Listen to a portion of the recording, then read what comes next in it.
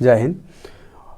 2019 में केंद्र शासित प्रदेश बना लद्दाख तब से ही छठी अनुसूची में शामिल करने की मांग लगातार उठ रही है।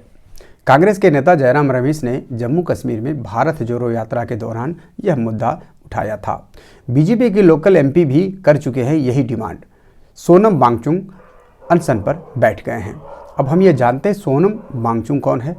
तो अगर आपको याद होगा 3 इडियट पिक्चर बनी थी, उसमें जो आमिर खान रोल किए थे वही सोनम वांगचुक की कहानी है। छठी अनुसूची में शामिल इलाकों को मिलते हैं खास अधिकार जो अभी 4 राज्यों में लागू है। लद्दाख को 2019 में केंद्र शासित प्रदेश का दर्जा मिला। उसके बाद से लद्दाख को संविधान की छठी अनुसूची में शामिल करने की मांग जोर पकड़ा। जाने माने शिक्षाविद और सामाजिक कार्यकर्ता सोनम वांगचुक इस मांग के साथ अनशन पर बैठे हैं। संविधान की छठी अनुसूची क्या है? लद्दाख को क्यों चाहिए छठी अनुसूची में जगह? अनुच्छेद 370 के प्रावधान खत्म होने के बाद लेह लद्दाख के लोग बड़े खुश थे। बौद्ध की बहुतायत वाले लेह को यह शिकायत थी कि जम्मू और कश्मीर के राजनेता उनकी अनदेखी करते थे।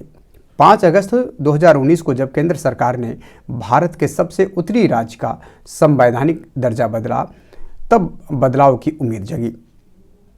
बाद में यह पता चला कि यूनियन टेरिटरी यानी यूटी बनने के बाद जम्मू और कश्मीर की विधायिका तो होगी ही, पर लद्दाख की नहीं होगी।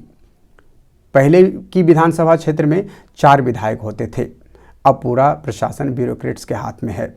बहुतों को लगता है कि जब अब सरकार उनसे और दूर हो गई है।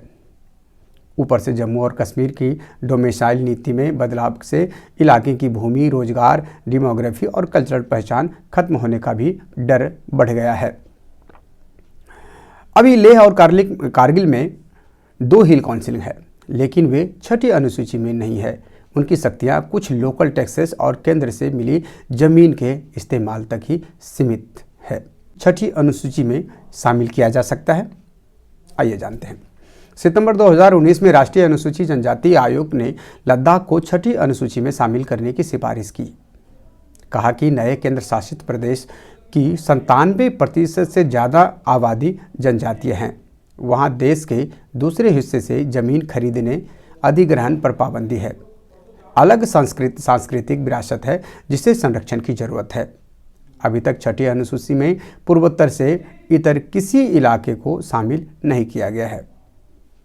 यहाँ तक कि मणिपुर, जहाँ कुछ इलाकों में जनजातियों की बहुलता है, वहाँ की ऑटोनोमस काउंसिल भी छठे शेड्यूल का हिस्सा नहीं है। नागालैंड और अरुणाचल प्रदेश, जो कि पूरे जनजातीय राज्य है, को भी छठी अनुसूची में शामिल नहीं किया गया है।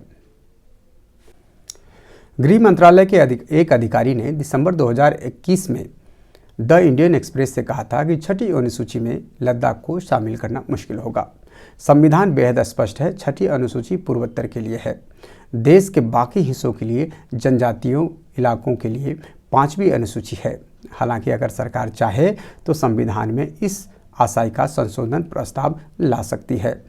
अभी तक इस बारे में सरकार का रुख उतना सकारात्मक नहीं रहा, लेकिन लद्दाख के लोगों के मांग को लेकर भविष्य में कुछ न कुछ परिवर्तन होगा, ऐसा मालूम हो रहा है। जय हिंद, धन्यवाद।